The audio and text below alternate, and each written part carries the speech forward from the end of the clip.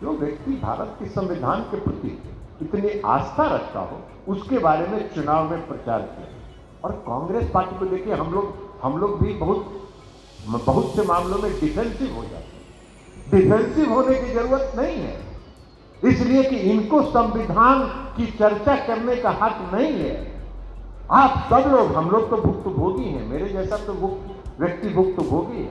1974 के आंदोलन में जेल गए, मीसा में रहे, तो इसलिए हम लोगों ने तो देखा है कि जिसने संविधान को तार जब विरोधी दल के नेता राहुल गांधी की लोकसभा में राष्ट्रपति, महामहिम राष्ट्रपति के अभिभाषण पर बोल रहे थे, प्रधानमंत्री जी आके 1.5 घंटा चुप शांति के साथ राहुल गांधी का भाषण उन्होंने सुना, इसलिए कि प्रधानमंत्री का, आदरणीय प्रधानमंत्री का लोकतंत्र में विश्वास है। और उन्होंने देखा कि विरोधी दल के नेता अगर कुछ बोल रहे हैं और गंभीर बात बोल रहे हैं तो उसको ग्रहण करना चाहिए। हमारे प्रधानमंत्री, आदरणीय प्रधानमंत्री जी इस लोकतांत्रिकी में विश्वास करते हैं, इसलिए उन्होंने किया। और लेकिन जब प्रधानमंत्री जी बोल रहे थे तब क्या कर रहे थे? नमस्कार, आप न्यूज़ फाउंडेशन देख रहे हैं, मैं हूं आपके साथ वंदना। भारत सरकार में बिहार से शामिल 8 मंत्रियों को एनडीए ने जो है सम्मानित करने का काम किया है। इसी क्रम में जदयू सांसद और भारत सरकार में मंत्री ललन सिंह ने जो है एक बार फिर से विपक्षियों पर तंज कसते हुए क्या कुछ उन्होंने कहा है, छोड़े जा तुम तमाम बयान। सम्राट चौधरी जी का धन्यवाद करना चाहते हैं कि उन्होंने आज आदरणीय नरेंद्र मोदी जी की सरकार में जो भारत सरकार के बिहार के मंत्री हैं, राष्ट्रीय जनतांत्रिक गठबंधन के, सभी को बुला के यहाँ उन्होंने सम्मानित करने का काम किया। हम उसके लिए उनको हृदय से धन्यवाद देते हैं। लेकिन साथियों, आज समय, अब 1 साल के बाद हमको विधानसभा का चुनाव लड़ना है और विधानसभा के चुनाव में फिर से राष्ट्रीय जनतांत्रिक गठबंधन का झंडा बिहार में गाड़ना है, जिसको पाने के लिए बहुत लोग जीव लपलपा रहे हैं। तो उसकी तैयारी में हम लोग को लगना है। अब ये अभिनंदन का समय नहीं है, अब ये काम करने का समय है। और नरेंद्र मोदी जी ने जब अपने केंद्रीय मंत्रिपरिषद का गठन किया, तो गठन करने के बाद सबसे पहले उन्होंने ये कहा कि अब काम करने की जरूरत है और तीसरी बार अगर हम लोगों की सरकार यहाँ बनी है तो 3 गुना रफ्तार से काम करने की जरूरत है। ये आदरणीय प्रधानमंत्री नरेंद्र मोदी जी का संदेश है। तो इसलिए अब हम लोग को काम करने की जरूरत है। बिहार में आपको जो अभी लोकसभा का चुनाव हुआ, 40 में 30 सीट हम लोग जीते और 176 विधानसभा में हम लोग आगे हैं। इस बात को ध्यान में रखिए। अभी सम्राट चौधरी जी कह रहे थे कि पिछला रिकॉर्ड तोड़ना है, 2010 का रिकॉर्ड तोड़ना है। अरे 2010 का रिकॉर्ड तोड़ने में 176 तो अभी आप जीते हुए हैं। थोड़ा सा मेहनत करिएगा तो 40-50 सीट बढ़ जाइएगा, 2010 का रिकॉर्ड टूट जाएगा। क्योंकि बिहार में आपको कोई वोट मांगने के लिए आम लोगों के बीच और बिहार की जनता के बीच जब जाइएगा तो आपको कभी सर झुका के वोट नहीं मांगना पड़ेगा, आपको सर उठा के वोट मांगना पड़ेगा।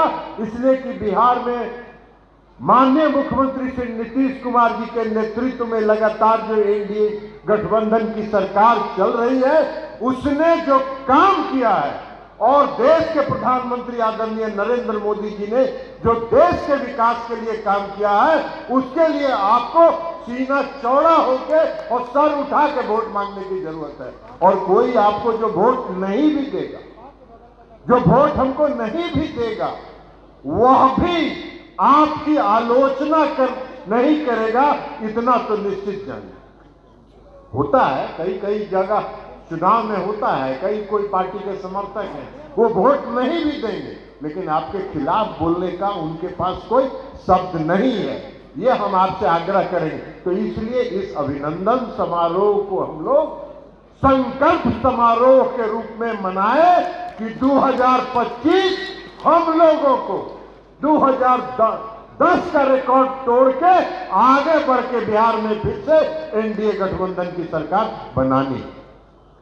अब बिहार में नीतीश कुमार जी ने जो काम किया है, और देश में आदरणीय प्रधानमंत्री जी ने जो काम किया है, हर क्षेत्र में, किसी भी क्षेत्र में आप चले जाए, सड़क के क्षेत्र में, बिजली के क्षेत्र में, पीने के पानी के क्षेत्र में, हर क्षेत्र में जो उन्होंने काम किया है कहीं, या सामाजिक न्याय के क्षेत्र में, समाज में जो सबसे पिछली पंक्ति में खड़े हैं उनके लिए जो काम किया गया है, जो हर तबके के लिए जो काम किया गया है, उसका कोई जवाब नहीं है। तो इसलिए हम लोगों को संकल्प के साथ आगे बढ़ना चाहिए।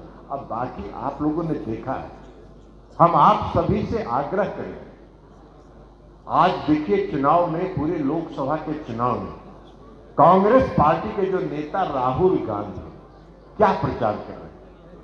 कह रहे थे कि संविधान लेके घूम रहे, कह रहे थे कि संविधान खतरे में। और जब राष्ट्रीय जनतांत्रिक गठबंधन के संसदीय दल की बैठक थी, उस बैठक में जो देश के आदरणीय प्रधानमंत्री नरेंद्र मोदी जी आए, तो सबसे पहले उन्होंने भारत के संविधान को नतमस्तक होकर प्रणाम किया और तब राष्ट्रीय जनतांत्रिक गठबंधन के नेता चुने। जो व्यक्ति भारत के संविधान के प्रति इतनी आस्था रखता हो, उसके बारे में चुनाव में प्रचार किया। और कांग्रेस पार्टी को देखिए, हम लोग भी बहुत से मामलों में डिफेंसिव हो जाते हैं। डिफेंसिव होने की जरूरत नहीं है, इसलिए कि इनको संविधान की चर्चा करने का हक नहीं है। आप सब लोग, हम लोग तो भुक्तभोगी हैं, मेरे जैसा तो व्यक्ति भुक्तभोगी है। 1974 के आंदोलन में जेल गए, मीसा में रहे, तो इसलिए हम लोगों ने तो देखा है कि जिसने संविधान को तार तार कर दिया, जिसने संविधान को फाड़ फाड़ के धज्जी उड़ा दिया, वह आदमी संविधान की बात कर रहा है, इसके बड़ा कोई नहीं होता।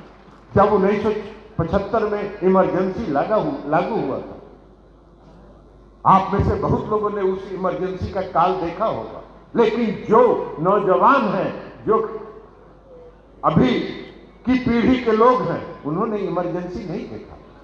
इमरजेंसी जिसकी लागू हुआ था, पूरे देश में सन्नाटा छा गया था और पूरे देश में भय का वातावरण छा गया था।